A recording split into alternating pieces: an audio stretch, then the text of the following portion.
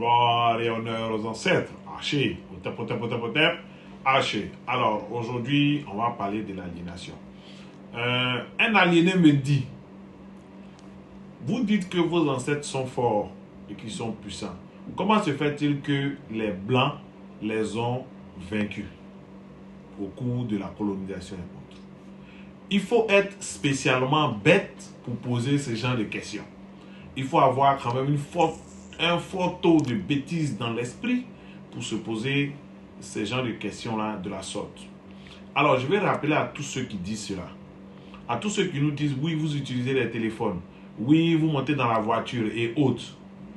Il faut comprendre que la civilisation, il faut comprendre que la technologie n'ont rien à voir avec la culture. Chez les autres peuples, comme le disait Mao, on prend la technologie et non la culture. La technologie appartient à tous. La preuve, ceux aujourd'hui qui disent être des Occidentaux et qui préservent leur propre culture, mais ils ont pris chez nous les mathématiques, l'écriture. Tout ça vient d'Afrique et a été conçu par des Noirs. Mais ils l'utilisent. Mais cela n'a pas fait d'eux des Noirs. Ils sont toujours restés ce qu'ils sont avec leur culture, Donc, on peut emprunter chez les autres des éléments de technologie, mais pas leur culture. C'est pour ça que nous disons que les Occidentaux qui sont venus chez nous n'ont pas fait la guerre des dieux. Ils ont fait la guerre des armes. Ils sont venus chez nous, c'est avec les armes qu'ils ont gagné parce qu'ils étaient plus barbares que nos ancêtres.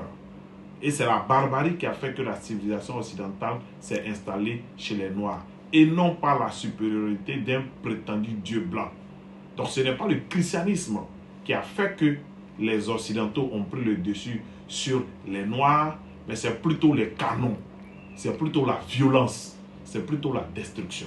C'est comme si on reprochait à quelqu'un qui s'est fait agresser par un voleur ou par des braqueurs, mais où était ton Dieu lorsque ces gens sont venus te braquer? Et donc, cela signifierait que le Dieu des braqueurs est plus fort que le Dieu de celui qui a été braqué. C'est très stupide comme façon de réfléchir.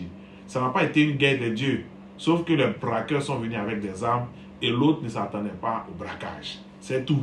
Donc, on ne peut pas dire que les Occidentaux, parce qu'ils ont colonisé les Noirs, leur Dieu est supérieur à celui des Noirs. Non. Et donc, nous disons et nous revenons pour dire que chaque peuple a son chemin spirituel. Et le chemin spirituel des Noirs, développé et réfléchi par nos ancêtres, c'est le chemin de l'animisme.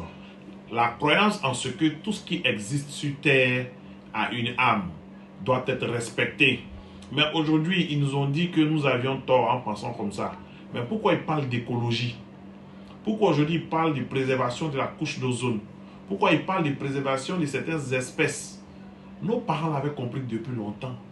On n'a jamais, nous, cru que nous devions dominer l'univers, le monde. Nous pensons et nous avons toujours pensé que l'homme devait savoir connaître sa place dans la création. Et donc, il n'est pas à l'homme, l'homme n'a pas besoin, en tout cas, d'écraser toutes les autres formes d'existence pour affirmer son existence. Malheureusement, les enfants de Jésus, c'est ça leur objectif, de dominer sur tout. Ils nous disent, oui, pourquoi tu te procèdes devant un bois? Mais dans le bois, il y a la vie. Pourquoi vous procédez devant l'eau? Mais dans l'eau, il y a la vie. Il y a Dieu dans tout ça. Donc vous ne vous prosternez pas devant tout ça, mais vous tuez, vous écrasez tout ça. C'est malheureux. Il faut respecter la vie. C'est en respectant la vie que nous respectons Dieu. Donc celui qui respecte la forêt est plus utile à Dieu que celui qui domine la forêt, comme le font les chrétiens. Gloire et honneur aux ancêtres. Haché. Haché.